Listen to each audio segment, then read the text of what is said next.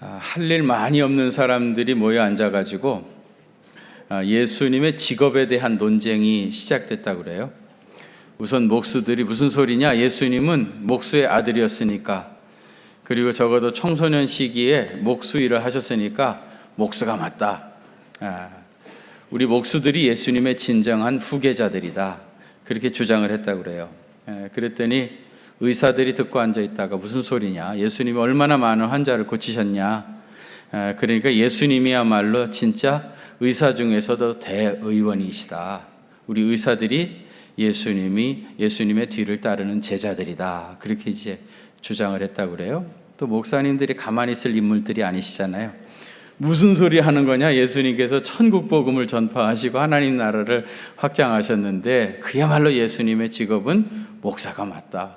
우리 목사들이 예수님의 가업을 잇는 후계자들이다, 그렇게 이제 서로 주장을 하고 있었습니다. 이들이 이렇게 이야기하고 있는 것을 노숙자가 조용히 듣고 있다가 점잖게 일어났습니다. 그리고는 하나님 말씀 한 구절을 인용했어요. 여우도 굴이 있고 공중의 새도 집이 있으되 인자는 머리 들 곳도 없다. 예수님이 그렇게 말씀하셨는데 예수님이야말로 노숙자들의 원조시다. 그래서 우리 노숙자들이 예수님의 진정한 후예들이다, 그렇게 주장을 했다고 합니다. 전에 섬기던 교회에서 우리도 할 일이 많이 없어가지고 점심 먹고 티를 나눠 마시면서 이런저런 얘기하다가 제가 그랬습니다. 나는 우리나라의 이씨들이 예수님의 후예라고 생각합니다. 딱 그랬더니요, 무슨 근거로 그렇게 주장을 하시냐요. 여러분, 이씨 한문으로 쓸 때 나무 목에다가 그 밑에 뭐가 써 있죠? 아들이 있잖아요. 나무에 달린 아들 누굽니까? 예수님이죠. 예수님. 우리나라 이씨들이 예수님의 후예가 맞다, 그렇게 주장을 했습니다. 그랬더니 가만히 거기 박 목사님이라는 분이 계셨는데 이분이 우리 박 씨들도 예수님의 후예가 맞다는 거예요. 그 목사님 무슨 근거로 그렇게 주장합니까? 그랬더니 박 씨는 어떻게 쓰죠? 나무 목에다가 그 다음에 사람 인자같이 쓰잖아요. 사람이 나무를 지고 가는 거예요. 나무를 지고 가는 사람이 누굽니까? 예수님이잖아요. 그래 박 씨도 예수님의 후예라는 거예요. 그 얘기를 듣고 딱 그 자리에 밭 전자를 쓰는 전도사님이 계셨어요. 전도사님. 밭 전자. 이 전도사님이 가만히 있더니 우리 전 씨도 예수님의 후예라는 거예요. 그럼 당신은 무슨 뜻으로 그러냐 그러니까 우리는 입을 열어 말할 때마다 십자가를 얘기하니까 우리는 입을 열어 말할 때마다 십자가를 얘기하니까 우리야말로 예수님의 진짜 후계자들이다, 그렇게 이제 주장을 했습니다. 논리가 좀 어설프기는 하지만은 어쨌든 자기를 애써 주님과 연관 지어 보려고 하는 그런 노력이 귀하다고 생각합니다. 예수님은 나는 선한 목자라 그러셨지만은 실제로 양을 치는 전업 목동은 아니었고요. 예수님이 어부 출신의 제자들에게 고기 잡는 법을 코칭하셨습니다마는 전업 어부는 분명히 아니셨습니다. 예수님은 진리를 가르치셨지만은 단순한 랍비는 분명히 아니었습니다. 그러면 예수님의 직업은 무엇이었고 또 예수님은 무슨 일을 하신 분입니까? 1절 맨 마지막에 보면 예수를 깊이 생각하라 그랬어요. 깊이 생각하면 숨겨져 있는 진리들을 발견하게 되어집니다. 여러분이 너무 잘 아시지만 아이작 뉴턴이 만유인력의 법칙을 발견했잖아요. 어느 날 사과가 뚝 떨어지는 것을 보고 서로 물질 간에 잡아다니는 힘이 있구나 하는 만유인력의 법칙을 발견했어요. 그래서 센세이션을 일으키게 되어지니까 기자들이 아이작 뉴턴을 찾아왔습니다. 와가지고 선생님, 사실 이 사과라고 하는 거는 어제 오늘 떨어진 게 아니지 않습니까? 늘 떨어지는 것인데 어떻게 선생님은 사과가 떨어지는 것을 보고 만유인력의 법칙을 발견하게 됐습니까? 그렇게 물었다고 그래요. 그때 아이작 뉴턴이 하는 말이 나는 늘 그 생각을 하고 있었습니다. 항상 그 생각에 집중해 있었습니다. 그러다가 사과가 뚝 떨어지는 것을 보면서 물질 간에 서로 잡아당기는 힘이 있구나 하는 것을 깨닫게 되었다는 겁니다. 무언가를 깊이 골똘히 생각하게 되어지면 그 속에 숨겨져 있는 비밀을, 진리를 발견하게 되어집니다. 여러분, 오늘 본문 1절 한번 같이 봉독하실까요? 시작. 그러므로 함께 하늘의 부르심을 받은 거룩한 형제들아, 우리가 믿는 도리의 사도이시며 대제사장이신 예수를 깊이 생각하라. 무슨 말입니까? 예수 그리스도에게 생각을 집중하라. 아이작 뉴턴의 표현을 빌리자고 하면은 항상 예수님을 생각하고 있어라. 항상 그 예수님에 대한 생각에 빠져 있어라. 그런 말입니다. 히브리서가 기록되어질 당시에 그때 세상 사람들은 절대적인 것을 부정하고 진리를 상대화하는 그런 풍조가 있었습니다. 예를 들어 가지고 그리스 로마 신화에 보면은 신들의 얘기가 많이 나오죠.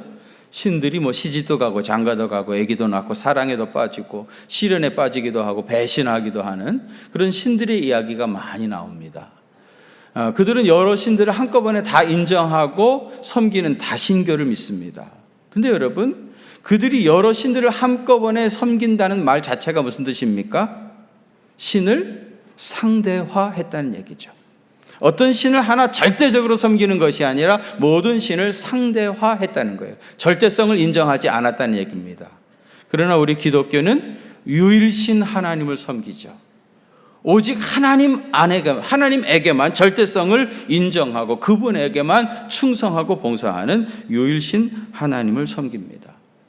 히브리 사람들, 당시 히브리 사람들은 그때 당시의 풍조가 모든 것을 다 상대화하고 절대성을 인정하지 않기 때문에 예수님에 대해서도 예수라는 분이 선지자 중에 한 사람이겠지, 아니면 위대한 인물 중에 한 사람쯤 되지 않겠어? 그것도 아니라고 하면 그리스 신화에 나오는 신들 중에 하나쯤 되겠지 이렇게 생각을 했었습니다. 이런 생각에 사로잡혀 있는 사람들에게 예수님이 어떤 분이신지를 깊이 생각해 보라고 권면하고 있습니다.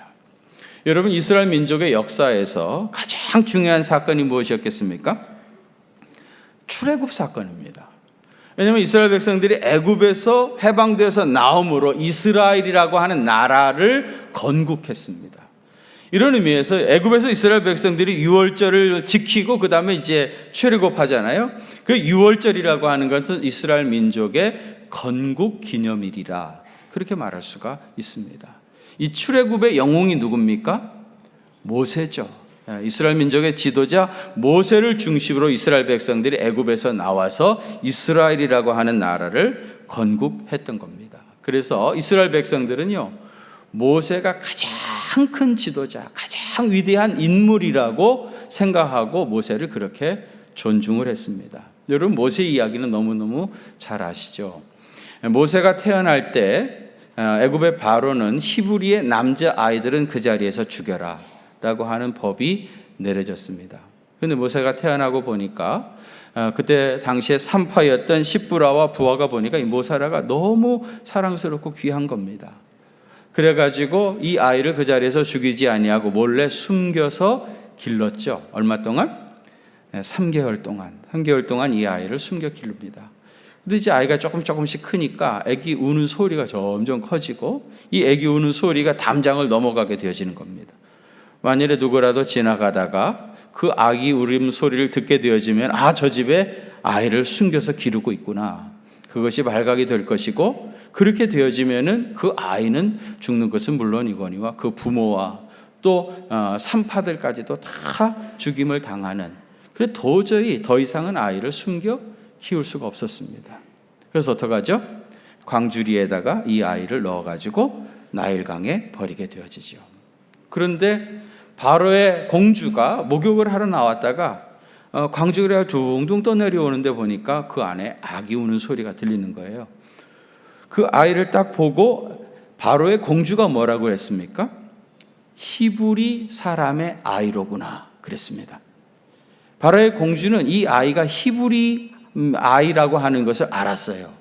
근데 참 하나님께서 그 순간에 이 바로 이 공주의 마음에 역사하셔가지고요, 이 아이를 자기 집으로 데려가서 자기 자식으로 기르게 되었잖아요. 만일에 상식적인 선에서 얘기하자 치면은, 그때 성령님께서 역사하지 않았다고 하면은 어떤 사람이 이 아이를 낳아가지고 이렇게 길렀느냐, 숨겨 길렀느냐, 그 아버지를 찾아내라.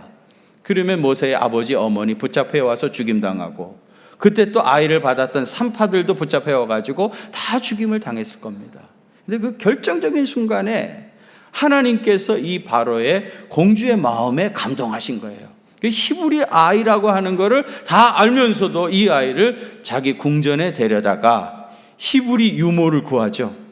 누가 유모로 왔습니까? 모세의 친엄마가 왔어요.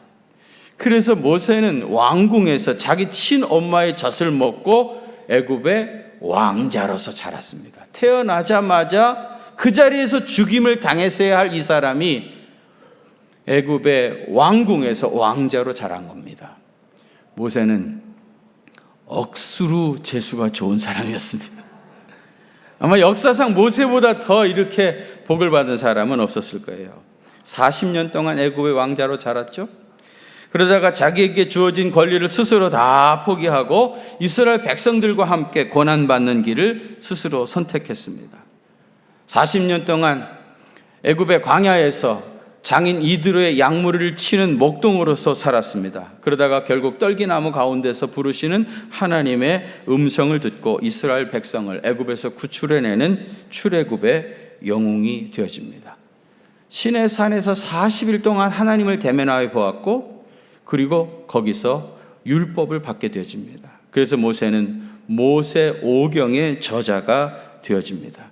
광야 40년 동안 남자만 60만 명, 그러니까 여성 또 어린아이 노인 다 합치면 200만 명은 좋게 넘었겠죠. 그 많은 사람들을 이끌고 요단 동편까지 그들을 인도해 왔습니다. 모세가 어떻게 죽습니까? 신명기 34장 6절에 보면 벳부올 맞은편 모압 땅에 있는 골짜기에 장사되었고, 모압 땅 벳부올 맞은편에서 그는 죽었습니다. 그런데 오늘까지 그의 묻힌 곳을 아는 자가 없느니라. 모세는 무덤이 없는 사람입니다. 여러분, 모세는 무덤이 없는 사람이다. 딱 그러니까 무슨 생각이 스쳐 지나갑니까? 빈 무덤의 주인공 예수님이 생각나야 맞습니다. 모세는 예수님의 그림자였습니다. 모세가 그림자였다면 그 원형은 예수님입니다. 그렇다고 하면 모세의 율법이 그림자라면 그 원형은 뭐겠어요? 예수님의 복음입니다. 그렇다면 모세가 이스라엘 백성들을 홍해를 건넌 사건은 뭘 의미하겠습니까? 우리가 받은 세례를 말하고 있고요. 가나안 땅을 향한 광야 40년 생활은 천국을 향한 성도들의 여정을 말합니다. 이스라엘 백성들이 광야에서 먹었던 만나는요, 하나님의 말씀을 의미하고요. 그들을 인도해 갔던 성전, 성막은 교회를 말합니다. 이스라엘 백성들이 요단강을 건넜습니다. 이것은 성도들의 죽음을 의미하고요. 그렇다면 가나안 땅은 뭐예요? 천국을 말합니다. 가나안 땅을 정복한 사람은 누구죠? 모세가 아니라 여호수아죠. 여러분, 여호수아하고 예수아 그리고 예수, 이것은 다 똑같은 뜻입니다. 결국은 모세는 이스라엘 백성들을 데리고 요단 동편까지 왔고, 그리고 거기서 죽었습니다. 이스라엘 백성들은 여호수아와 함께 요단강을 건너서 가나안 땅에 이르게 된 겁니다. 이 말은 모세의 율법이라고 하는 것은 요단 동편까지 인도하는 몽학 선생이라고 한다면, 우리가 진정 구원받는 것은 예수님의 손잡고 예수님을 믿음으로 복음 안에서 가나안 땅의 주인공이 되어진다고 하는 것을 의미하는 겁니다.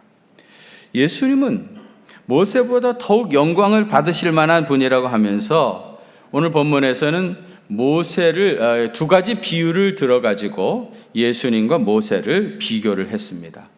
오늘 본문 3절과 4절에서는요, 집 지은 자가 집보다 더욱 존귀하다, 그렇게 얘기하죠. 여러분, 집이 아무리 귀해도 그 집을 지은 건축자보다는 못하죠.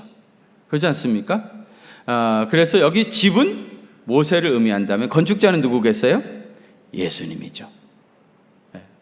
모세보다 예수님이 훨씬 더 존귀하다라고 하는 것을 집과 그 집을 지은 사람, 건축자의 비유를 통해서 말씀했고요. 그 다음에 5절에서는요, 모세는 그의 집에서 뭐로 일했다고요? 종으로서 일을 했어요. 하나님의 온 집에서 종으로서 신실했지만 예수님은 6절에 보면 아들이라는 겁니다. 여러분, 그 집의 맏아들과 종을 비교할 수 있겠습니까? 그래서 예수님은 이스라엘 백성들이 가장 큰 위대한 지도자라고 생각하는 모세보다도 훨씬 더 뛰어나신 분이다. 지난 시간에는 천사보다도 뛰어나신 분이다 그랬잖아요. 모세는 그 집의 종이었다면 예수님은 그 집의 맏아들이다. 그만큼 모세하고는 비교할 수 없을 만큼 크신 분이시라 그런 뜻입니다. 여러분, 모세는 하나님이 쓰시는 하나님의 사람이었죠. 하나님이 귀하게 쓰는 하나님의 사람이었습니다. 그러나 예수님은 하나님 자신이었습니다. 모세는 타락한 아담의 후손이었지만 예수님은 동정녀 마리아에게서 탄생하신 죄와 흠이 전혀 없으신 분이셨습니다. 모세는 이스라엘 백성을 애굽에서 구원해냈죠. 그런데 예수님은 영원히 타는 지옥 불목 가운데 온 인류를, 그를 믿는 모든 그의 택한 백성들을 다 구원하신 겁니다. 모세는 땅에 장막을 지었다고 하면 예수님은 우리를 위하여 하늘의 처소를 예비하신 분이십니다. 모세는 이스라엘을 인도하여 광야를 건넜지만 가나안 땅으로 들어가지 못했습니다. 이 말은 모세는 위대한 하나님의 종이었음에는 분명하지만 그가 메시아가 아니었다라고 하는 아주 명백한 증거입니다. 그러나 예수님은 우리를 영원한 하나님의 나라로 인도해 가실 참 메시아입니다. 오늘 보면 7절 이하는요, 시편 95편 7절에서부터 11절 말씀을 인용한 것인데요. 거기 보시면 그러므로 성령이 이르신 바와 같이 오늘 너희가 그의 음성을 듣거든 광야에서 시험하던 날에 거역하던 것 같이 너희 마음을 완고하게 하지 말라 그랬습니다. 광야에서 시험하던 날 거역했던 것 같이, 이것은 옛날 이스라엘 백성들이 무리바에서 있었던 일을 이야기하시는 겁니다. 이스라엘 백성들이 광야 길을 걸어가다가 무리바라고 하는 곳에 도착했는데 가보니까 거기 마실 물이 없었던 겁니다. 마실 물이 없으니까 이스라엘 백성들이 또 모세에게 와가지고 왜 우리를 이곳으로 인도해가지고 이 광야에서 죽여 죽게 하느냐 하면서 막 원망을 하고 아우성을 치는 겁니다. 모세가 늘 그랬듯이 하나님의 회막 앞에 가서 엎드렸어요. 하나님께서 모세에게 뭐라고 말씀하시죠? 반석에게 명하여 물을 내라. 하나님께서 분명히 반석을 명하여 물을 내라 그렇게 말씀하셨어요. 모세는 온 이스라엘 백성들을 그 반석 앞에 다 모았습니다. 그리고는 큰 소리로 뭐라고 합니까? 우리가 너희를 위하여 물을 내랴. 마치 자기가 무슨 특별한 능력을 행하는 것처럼 우리가 너희를 위하여 물을 내랴 그러면서 들고 있던 지팡이를 반석을 2번이나 쳤습니다. 물론 물이 터져 나왔죠. 그러나 그 자리에서 하나님의 영광을 가리운, 하나님의 영광을 드러내지 않은 그 죄를 하나님이 문책하셔서 너는 가나안 땅에 들어가지 못한다 그렇게 말씀하셨어요. 그래서 결국 모세는 요단 동편 맞부월 골짜기에 죽게 되어진 것이죠. 모세는 그 땅 이름을 무리바라 이름을 붙였습니다. 무리바라고 하는 이름의 뜻은 뭐냐면은 다투다 그런 뜻이에요. 이스라엘 백성이 모세와 다퉜다. 이스라엘 백성이 하나님과 다퉜다 하는 의미에서 무리바라 그 땅 이름을 그렇게 붙였던 겁니다. 너희가 모세와 함께 광야를 가다가 무리바에서 반역하고 하나님을 거역했지만은 이제는 모세보다 훨씬 뛰어나신 예수님의 음성을 들을 때에는 그때처럼 마음을 강팍하게 하지 말고 주의 음성에 귀를 기울이고 순종하라. 그때는 무리바에서는 그렇게 했지만은 이제 예수님의 음성을 듣고 주의 말씀에 온전히 순종하라는 겁니다. 사실 여러분, 모세와 함께 출을 애굽한 사람들은요, 사실상 가나안 땅에 다 들어가지 못했죠. 여러분 아시다시피 여호수아와 갈렙을 제외하고는 그들은 광야에서 다 죽었습니다. 광야에서 반역했던 사람들은 가나안 땅의 주인공이 될 수 없었습니다. 마찬가지로 예수님의 말씀에 온전히 순종하지 않으면 천국의 진정한 주인공이 될 수 없습니다. 그래서 오늘 본문 12절 이하에는 예수님의 음성을 듣고 온전히 순종함으로 천국의 주인공 되어지기를 소망하는 사람들이 이 세상에서 살면서 힘써야 할 것들 세 가지를 말씀하고 있습니다. 그 첫 번째가 뭐냐? 살아계신 하나님에게서 떨어질까 조심하라. 어떻게 해야 된다고요? 살아계신 하나님에게서 떨어질까 조심하라. 히브리서 6장 4절에서부터 6절에 보면 이런 말씀이 나와요.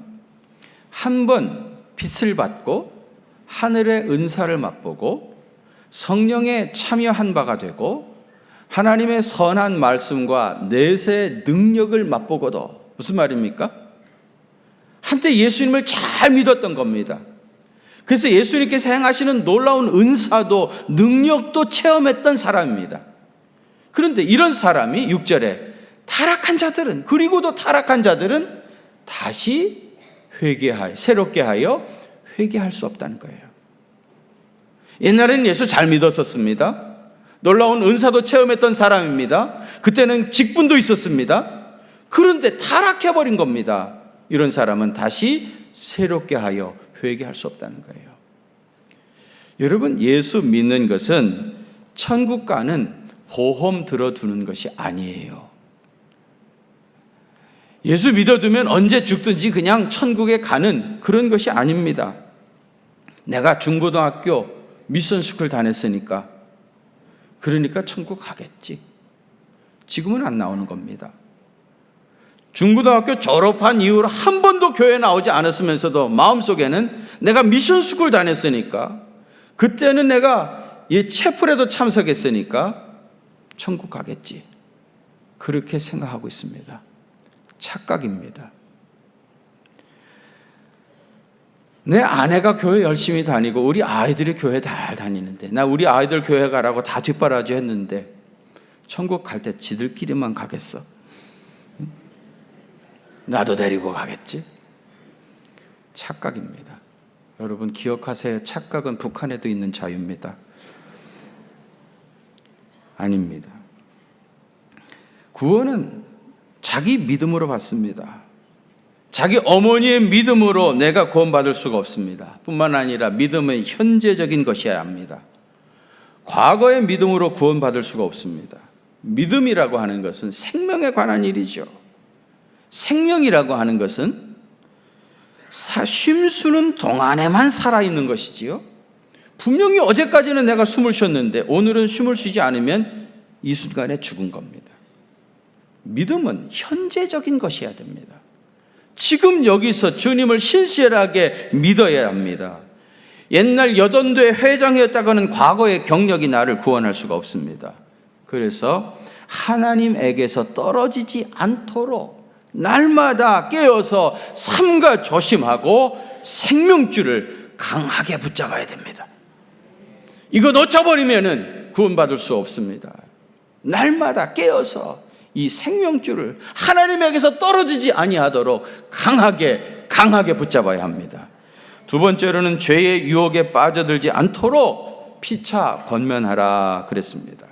여러분, 우리가 예수님 믿고 구원받은 이후에도 언제든지 죄의 유혹에 빠질 가능성은 항상 열려져 있습니다. 우리는 죄가 없는 무균실에서 살고 있지 않습니다. 심지어 굶주린 사자가 먹을 것을 찾는 듯 사탄이 우리를 삼키려고 그런 세상을 우리가 지금 살고 있습니다. 조금만 방심하게 되어지면 순식간에 죄악의 늪에 나락에 떨어지고 맙니다. 오늘 본문 13절에 피차 권면하라 그랬어요. 유혹에 빠져들지 아니하도록 피차 권면하라. 피차 권면하라는 말은 뭐냐면요, 공동체로 서로 엮여 있어야 된다는 거예요. 언제나 여러분 혼자 있을 때 죄악에 빠집니다. 그래서 여러분 건강한 교회를 중심으로 우리가 똘똘 뭉쳐 있어야 악한 사탄 마귀가 와가지고 우리를 흔들어지 못합니다. 사자가 얼룩말을 사냥할 때도 그런다고 그래요. 얼룩말이 뭐 몇십 마리, 몇백 마리 무리져 같이 있잖아요. 얼룩말이 다 가운데 줄무늬가 있잖아요. 그래서 말들이 뛰기 시작하면요, 그럼 막 그 줄무늬 때문에 아무것도 안 보인다고 그래요. 얼룩얼룩 그래가지고요. 그래서 무리 속에 있는 얼룩말은 절대로 사자가 잡지 못한답니다. 그래서 얼룩말을 어떻게 사냥하느냐? 사자가 막 여기저기서 몰아치는 겁니다. 몰아치다 보면은 무리에서 이탈하는 말이 하나 생기는 거예요. 그러면은 그 말을 따라가서 그것을 잡는다 그런 거예요. 무리에서 이탈하면 마귀의 밥이 될 수 있습니다. 이를 위해서 피차 권면하라는 겁니다. 우리가 성도들이 마치 나무가 뿌리를 엉켜서 같이 지탱하는 것처럼 성도들이 피차 하나의 공동체로 똘똘 뭉쳐 있어야 마귀의 유혹에 넘어가지 않습니다. 전도서 4장 11절과 12절 말씀 한번 같이 봉독합니다. 시작. 또 두 사람이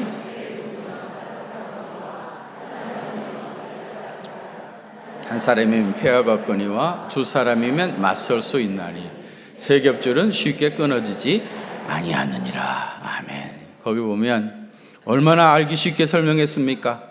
두 사람이 함께 누우면 따뜻하거니와 한 사람이면 어찌 따뜻하겠느냐.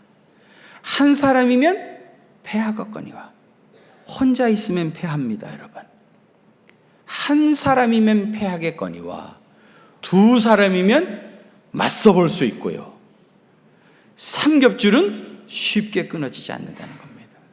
그러니까 두 사람, 세 사람, 네 사람, 다섯 사람, 열 사람 공동체로 피차간에 권면해야 죄의 유혹에 빠져들지 않는 겁니다. 여러분, 교회 공동체를 소중히 여기십시오.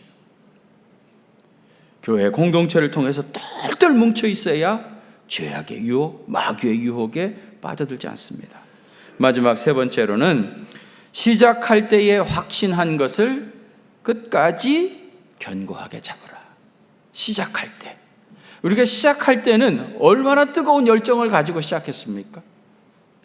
그런데 사람이 그렇게 되어 있어요. 시간이 점점 흐르게 되어지면은 마음이 냉랭해집니다. 열심도 쉽게 되어지고요. 그러면서 눈동자의 빛을 잃어버려요. 눈동자가 흐리멍텅해집니다. 눈동자가 흐리멍텅해지면은 예배 시간에 잠이 즉시 오기 시작합니다. 지금도 내 몸 안에 있는지 몸 밖에 있는지 알 수 없는 사람들이 몇 사람 있습니다만은 열정이 식어서 그러는 거예요. 눈에서 빛이 나야 됩니다. 우리의 믿음이 처음보다 점점 더 강해져야지요. 더 뜨거운 불로 강렬하게 타올라야 합니다. 요한계시록의 에베소 교회를 우리 주님 뭐라고 책망하셨습니까? 처음 사랑을 버렸느니라. 처음 행위를 가지라. 그러면서 만일 회개치 아니하면 내 촛대를 그 자리에서 옮기겠다는 겁니다. 하나님의 무서운 심판이 임한다는 거예요. 여러분 한번 생각해 보세요. 내 믿음이 지금 점점 더 뜨거워지고 있는지, 더 성장하고 있는지, 주님 앞에 더 가까이 가고 있는지, 아니면 냉랭해지고 있는지, 아니면 점점 더 주님을 멀리하고 세상을 향하여 나가고 있는지. 여러분들의 영적인 현주소는 어디입니까? 나는 지금 어디쯤 서 있는 것 같습니까? 시작할 때 확신한 것을 끝까지 견고하게 붙잡아야 됩니다. 제가 싫어하는 것 중에 하나가 용두삼입니다. 거창합니다. 처음에 시작할 때는 뭐 대단한 것을 할 것처럼, 뭐 큰일을 할 것처럼 그렇게 하는데 나중에는 흐리부리한 꼬리를 감춰버리고 말이죠. 그런 사람은 신뢰할 수 없는 사람입니다. 점점 더 뜨거운 열정으로 불타오르시길 바랍니다. 지금 우리 시대는 마지막을 향하여 가고 있지 않습니까? 누구도 부인할 수 없을 정도로 마지막 시대를 향하여 다가가고 있습니다. 우리는 더욱더 뜨거운 열정을 가지고 주님을 생명처럼 사랑하고 주님의 몸된 교회를 위해서 충성하고 주님 앞에 가까이, 더 가까이, 오늘보다는 내일이, 내일보다는 그 다음 날이 더욱더 뜨거운 열정을 가지고 주님을 섬겨가야 할 것입니다. 여러분, 예수님은 모세보다도 훨씬 뛰어난 분이셨습니다. 모세의 인도함을 받아가지고 이스라엘 백성들이 무리바에서는 반역해서 결국은 광야에서 다 쓰러져 죽었는데, 모세보다 훨씬 뛰어나신 예수님의 음성이 들려올 때에는 주님의 말씀에 온전히 순종해서 가나안 땅의 주인공 되어지시길 바랍니다. 그러하기를 원하신다면 살아계신 하나님에게서 떨어질까 늘 조심해야 됩니다. 죄의 누억에 빠들지 아니하도록 피차간에 권면해야 합니다. 그리고 시작할 때 확신한 것을 끝까지 견고하게 지키시길 바랍니다. 그래서 우리 가운데 단 한 사람도 가나안 땅의 주인공 되지 못하는 그런 일이 일어나지 아니하도록 주께서 역사해 주시기를 주의 이름으로 축원합니다. 걸어가신 아버지 하나님, 우리가 예수님 믿고 믿음으로 산다고 하면서도 그저 습관에 쫓아 냉랭한 가슴으로 자리나 채우고 있는 사람이 아닌가. 오늘 우리 말씀을 통해서 나 자신을 다시 한번 성찰하게 하여 주시니 감사를 드립니다. 주님, 우리의 믿음이 다시 불타오르게 하시옵소서. 뜨거운 열정으로 주님을 섬기게 하여 주옵소서. 주님 앞에 가까이, 더 가까이 나아가서 주님의 참된 제자로 주님의 마음을 시원하게 해드리고, 죄에 대하여는 죽은 자로 살게 하시고 의의 많은 열매 맺으며 살아가는 믿음의 사람 다 되실 수 있도록 은혜 더해 주옵소서. 그래서 우리 가운데 구원받지 못하는 사람 하나도 없게 하여 주시고, 다 예수님 내미신 손 붙잡고 요단강 건너가서 가나안 땅의 주인공 될 수 있도록 주께서 은혜 더해 주옵소서. 이제는 우리 주님 예수 그리스도의 그 크신 은혜와 하나님 우리 아버지의 무한하신 사랑하심과 성령님의 위로하심과 교통하심이 우리 경기중앙교회 사랑하는 성도들과 또 저들의 가정과 그 생업의 현장들 위에 이제로부터 영원토록 함께 계시옵기를 간절히 축원하옵나이다. 아멘.